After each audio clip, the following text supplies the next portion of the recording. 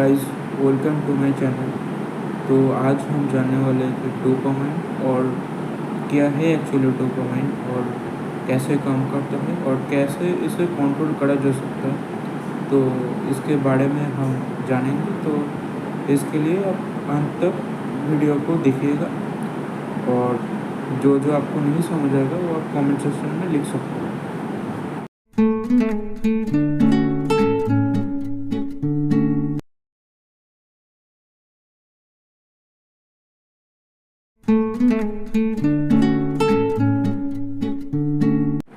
तो neurotransmitter basically chemical substance होता है जो कि दो न्यूरॉन के बीच में जो साइनेप्स एरिया होता है उधर रहता है और जो इलेक्ट्रिकल इम्पल्स है उसको one neuron to another neuron transfer करने में हेल्प करता है।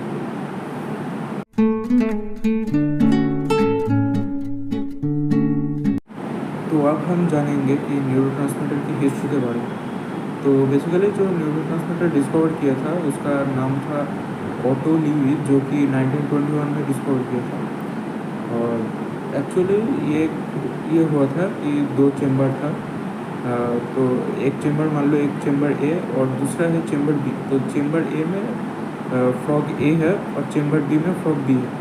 तो चेम्बर ए में जो हार्ट होता है फ्रॉग ए का, वो जो हार्ट जो था वो वैगस नर्व से इंटैक्ट किया था। और जो दूसरा था फ्रॉग बी का, तो उसका जो हार्ट डिनर्वेटेड किया गया था। तो एक्चुअली दो चेम्बर ऐसे रखा गया था कि चेम्बर ए का जो सॉल्ट वाटर है वो सॉल्ट वाटर चेम्बर बी का जो सॉल्ट वाटर है उसमें आ पाए। तो जब इलेक्ट्रिकल इम्पल्स दिया गया था वैगस नर्व में, तो ये देखा गया था कि हार्ट रेट जो होता है फ्रॉग ए का वो लो हो जाता है और धीरे धीरे जो फ्रॉग बी का जो हार्ट रेट था वो भी लो हो जाता है। तो ये देख के ऑटो लीवी एक फैसले में आते हैं कि जो केमिकल सब्सटेंस इसके लिए रिस्पॉन्सिबल था उसका नाम था वेगास्टॉप। बाद में इसका जो केमिकल जो सब्सटेंस था उसमें जो पाया गया था कि वो एक्चुअली वेगास्टॉप नहीं था। उसका जो नाम था वो था एसिटाइलकोलिन, जो कि एक न्यूरोट्रांसमीटर होता है।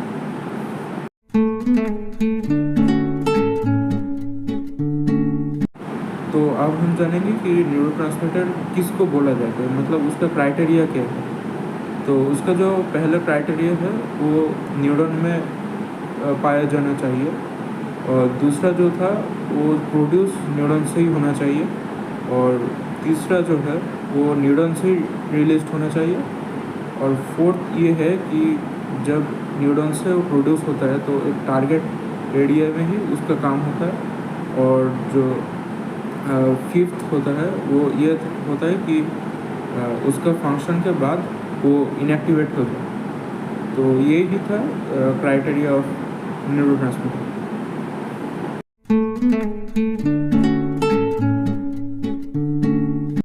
तो आप हम ये जानते हैं कि न्यूरोट्रांसमीटर का जो क्लासिफिकेशन होता है वो क्या क्या होता है। तो क्लासिफिकेशन में जो पहला जो क्लासिफिकेशन होता है वो classification according to chemical nature होता है। तो इसको तीन तरीके से डिवाइड किया जा सकता है। तो वो है एमिनो एसिड, एमाइंस, और तीसरा है कि अदर ग्रुप।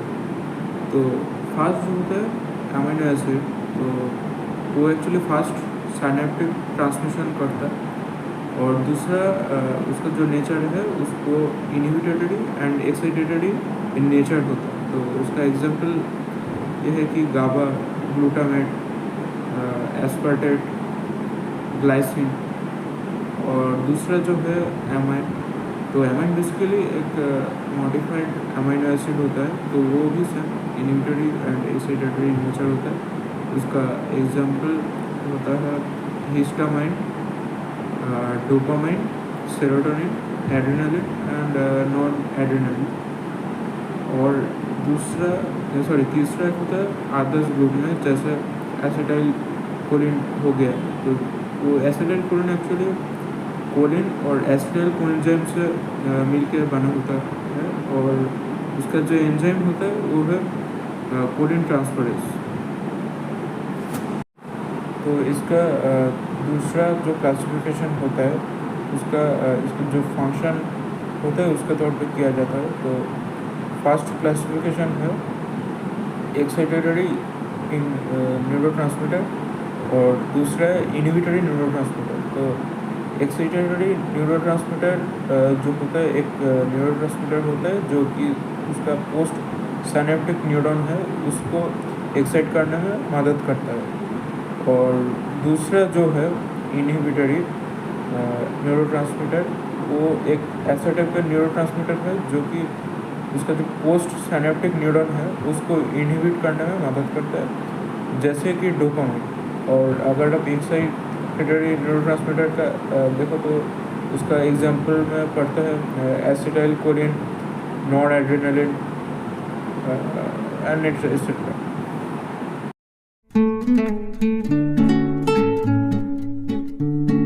तो अब हम जानेंगे कि न्यूरोट्रांसमीटर का जो प्रोडक्शन होता है और उसका जो ट्रांसपोर्टेशन होता है वो कैसे होता है। तो प्रोडक्शन होता है बेसिकली न्यूरॉन का जो सेल बॉडी में उसका फॉर्मेशन होता है और वो ट्रांसपोर्ट करके आता है न्यूरॉन का एक्सोन में। तो एक्सोन में आने के बाद एक्सोन के पास वेसिकल होता है तो उसमें जमा हो जाता है। जब इलेक्ट्रिकल इम्पल्स आता है तो वो वेसिकल से निकल कर वो जो पोस्ट साइनेप्टिक न्यूरॉन है उसका रिसेप्टर में बाइंड हो जाता है। और ये बाइंड जैसे होता है ये थोड़ा जो कैरियर प्रोटीन होता है साइनस में उसका बहुत हेल्प रहता है। तो उस रिसेप्टर का आप अगर नाम जानना चाहो तो वो रिसेप्टर का नाम कैरियर प्रोटीन का नाम है जी protein, protein kinase and ligand gated protein and that's it.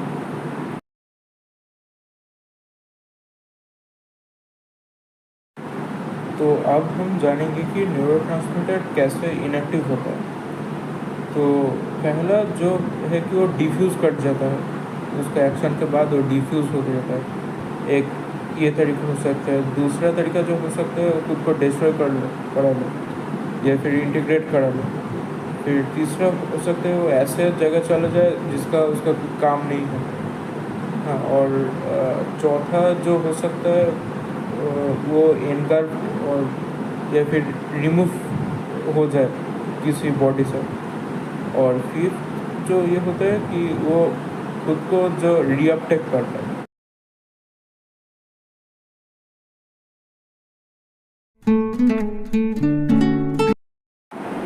तो डोपामाइन कैसे काम करता है ये जानने के पहले हमको ये जानना पड़ेगा कि बेसिक और टोनिक सिग्नल क्या होता है।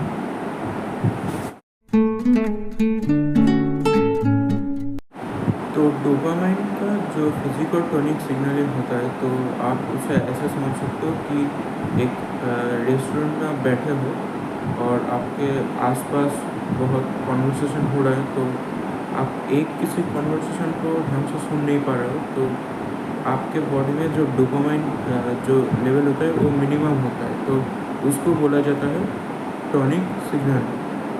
और अगर मान लो कि कोई एक कॉन्वर्सेशन में आपका नाम लेकर पुकारता है तो आपका वो जो कॉन्वर्सेशन है उसमें फोकस बढ़ जाता है, चाहे जैसा भी शोर हो। तो वहाँ पर आपका बॉडी जो डोपामाइन सिक्रेट करेगा, जो लेवल होगा वो टॉनिक से ज़्यादा होगा। तो उसको नाम दिया जाता है कि फेजिक सिग्नल। तो अब हम जानेंगे कि डोपामाइन कैसे काम करता है। तो आप मान लो आपके 3 केसेस हैं। तो एक केस है ए, एक केस है बी और एक केस है सी। तो केस ए में जो होता है आप एक फ्रिज के सामने बैठे हुए हो और आपके दिमाग में है कि फ्रिज में बहुत अच्छा खाना मिलेगा। लेकिन जब आप फ्रिज खोल के खाना लेते हो तो आप ये देखते हो कि आप जैसे सोचे थे कि जैसे टेस्टी खाना होगा उससे भी ज़्यादा टेस्टी खाना वहाँ पर मौजूद है। तो आपका जो फिजिक जो सिग्नलिंग होगा वो बहुत ज़्यादा होगा, मतलब अनएक्सपेक्टेड रिवॉर्ड के लिए बहुत ज़्यादा होगा। तो ये होगा केस ए। तो केस बी में आपका जो सामने फ्रिज है, आपका एक्सपेक्टेशन जैसा रहता है वैसा ही खाना रहता है, ज़्यादा टेस्टी भी नहीं और ज़्यादा कम भी नहीं। तो जैसे एक्सपेक्टेड था वैसा ही है। तो इसलिए आप देख सकते हो कि ग्राफ बी में कोई फेजिक सिग्नल नहीं है। और डोपामाइन लेवल आप अगर ग्राफ सी में देखते हो तो आपका जो केस सी है, तो वहाँ पर देखते हो कि आपके सामने जो फ्रीज है वहाँ पर कोई खाना मौजूद ही नहीं होता है। मतलब आप सोचे थे कि खाना वहाँ पर होगा, लेकिन और वो भी टेस्टी होगा, लेकिन आप फ्रीज खोल कर देखते हो कि वहाँ पर खाना ही नहीं है। तो आपका जो फेजिक जो सिग्नल होगा वो नेगेटिव में होगा। तो इसके साथ साथ डोपामाइन आपके movement, sleep, mood, reward, motivation में हेल्प करता है। तो अभी तक हम लोग जान चुके कि डोपामाइन क्या है, कैसे काम करता है डोपामाइन। तो अभी हम जानेंगे कि एक एडिक्शन लगाने में इसका क्या रोल है, कैसे ये आपके बॉडी में काम करता है। तो मान लो कि एक इंसान तो वो ड्रग्स नहीं करता है या फिर जो वाइन नहीं पीता है, तो पहली बार वो टेस्ट करने के लिए पी रहा है। तो पहली बार जो टेस्ट करेगा वो देखा जाएगा कि जो फिजिक्स सिग्नल है वो नॉर्मल सा होगा। जैसे कि मतलब कोई उसका जो फन हुआ है, जैसे हम लोग देखे थे कि ग्राफ ए में जो अनएक्सपेक्टेड रिवॉर्ड था, तो उस टाइम में जो ग्राफ था वैसे ही होगा। तो अभी हम जानेंगे कि डोपामाइन एडिक्शन लगने के बाद कैसे एक्ट करता है। तो आपके स्क्रीन पे आप ग्राफ बी में देखोगे कि जो पहले जो टॉनिक लेवल था वो ज़्यादा इंक्रीज़ हो चुका है, क्योंकि उसका एडिक्शन लग चुका है। उसको अभी कम पीने से नहीं होगा, उसको ज़्यादा चाहिए। और फिर तब जो होगा कि फेजिक सिग्नल और टॉनिक सिग्नल एक ही पीक में आ जाएगा, और ये कभी पॉसिबल नहीं है। तो फेजिक सिग्नल का जो पीक है वो टॉनिक से ज़्यादा करने के लिए उसको ज़्यादा वाइन पीना पड़ेगा, ताकि वो सेटिस्फाई हो सके। मतलब फेजिक सिग्नल ज़्यादा फिजिक सिग्नल का जो पीक है वो ज़्यादा इंक्रीज़ हो सके। और ये तो हो गए शॉर्ट टर्म गोल हो गए, लेकिन दिन के दिन वो उसका जो एडिक्शन है वो बढ़ते जाएगा। टॉनिक और फिजिक सिग्नल का जो पीक है वो भी बढ़ते जाएगा, और फ्यूचर में उसका जो ये इसको ठीक करने में उसको विजुअल सिंड्रोम होगा, जो कि बहुत डिफ़िकल्ट है उसको रिकवर करने के लिए। तो जो वो पी रहा है तो फ्यूचर में उसको बहुत बड़ा डिफ़िकल्टीज फेस करना पड़ेगा।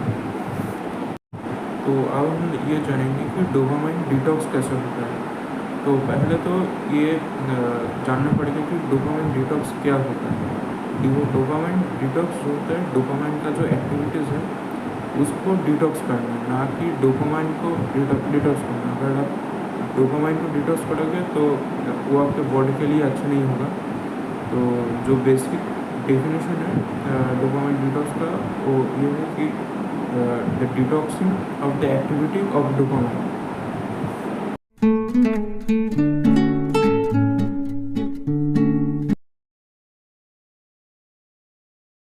तो अब हम ये जानेंगे कि डोपामाइन का जो एक्टिविटीज़ हो उसको कैसे डिटॉक्स किया जाता है। तो बेसिकली उसके लिए 4 रूल्स है।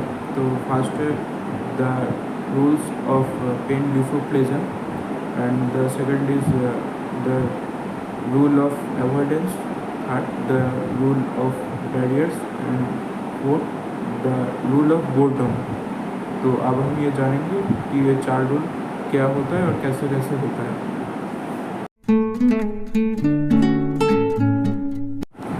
तो पहला जो है the rule of pain before pleasure. तो फन 2 टाइप का होता है। पहला टाइप 1 जो है, जो काम करके आपको खुशी मिले, जैसे मोबाइल स्क्रॉलिंग हो गया, अच्छा खाना हो गया। और टाइप 2 में ये होता है कि आपका जो मतलब आप हार्डवर्क करके आप जो खुशी लाते हो, तो आप टाइप 2 में देख सकते हो कि आदमी को दोनों का ही फीलिंग्स पता होता है कि पेन का फीलिंग्स और प्लेजर के फीलिंग्स। तो जब आप हार्डवर्क करते हो, मतलब जब आपका पेन आता है, तो आप ये भी समझ सकते हो कि ये पेन के बाद आपका प्लेजर आने वाला है।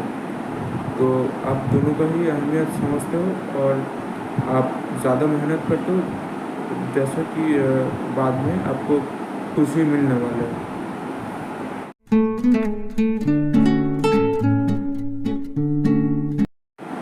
तो सेकंड जो है द रूल ऑफ अवॉइडेंस। तो इसमें जो चीज़ आपको फ़न दिलाता है, जैसे मोबाइल स्क्रॉलिंग या फिर जंक फूड खाना, मतलब जो चीज़ से आपका तबीयत या फिर आप बिगड़ सकते हो, लेकिन वो चीज़ आपको बहुत ज़्यादा सुख देता है, तो उसको अवॉइड करना वो भी एक रूल है और ये आप अप्लाई कर सकते हो डोपामाइन डिटॉक्स के लिए।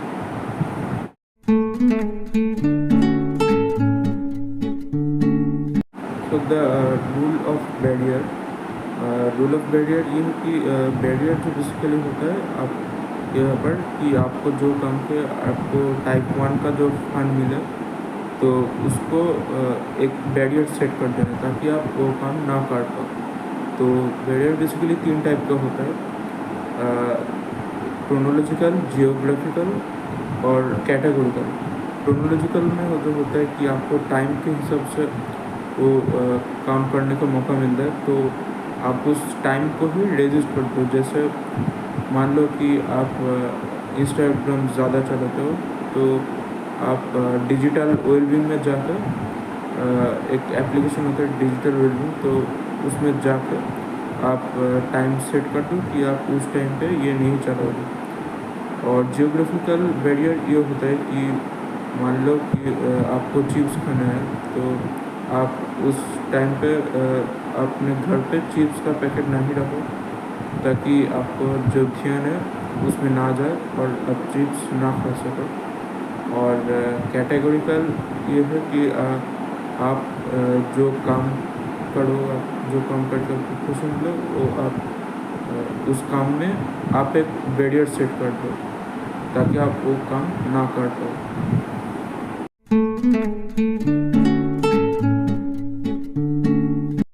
तो लास्ट जो चौथा है वो है the rule of boredom. Rule of boredom basically ये कि आप जिस काम को करके आपको खुशी मिले वो आप नहीं करते हो, तो आपको बोर्ड फील होना लगता है। तो बोर्ड फील होना एक्चुअली अच्छी बात है, क्योंकि आज के टाइम में लोग ज़्यादातर सोशल मीडिया में टाइम बिताता है, तो जिससे कि बाद में उसको बहुत रिग्रेट होता है।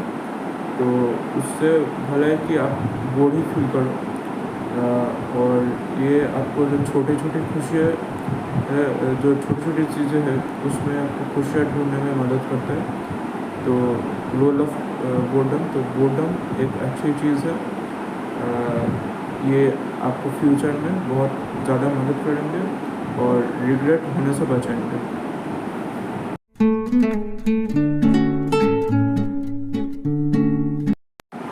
तो अभी तक हमने जान लिया है कि डोपामाइन डिटॉक्स कैसे होता है। तो अब हम ये जान लें कि जो इसका इफ़ेक्ट है वो कैसे होता है। तो इनिशियली जो इसमें देखा जाता है कि जब डोपामाइन डिटॉक्स होता है, तो ह्यूमन जो है उसको हेडेक होता है, बोर्ड फील होने लगता है, या फिर कुछ भी चीज़ों में मन नहीं लगना, या फिर ओवर थिंक करना, या फिर डर लगना, ये सब चीज़ें काम करता है। लेकिन ये शॉर्ट टर्म है। जब आप 1 महीने या फिर 2 महीने के बाद देखोगे, आप खुद को बहुत फ्रेश फील करते हुए पाओगे, और आपका जो फोकस है फिर कंसंट्रेशन लेवल है वो भी ज़्यादा इंक्रीज़ होगा, और दूसरों से बहुत आगे हो ऐसा फील होने लगेगा। तो ये आपका प्रोडक्टिविटी भी इंक्रीज़ करेगा, लेकिन लॉन्ग टर्म में, शॉर्ट टर्म में बहुत डिमोटिवेट हो जाओगे।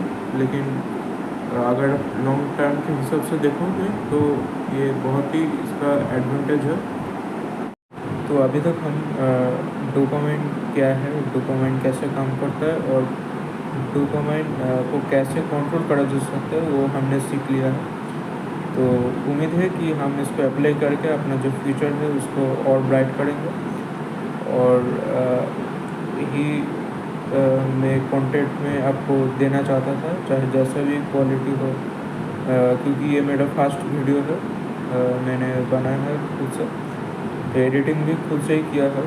तो मुझे मालूम है कि ये बहुत सारा फॉल्ट आया है, तो धीरे धीरे इसको इम्प्रूव करते हुए जाना है। और ठीक है, थैंक्स फॉर वॉचिंग।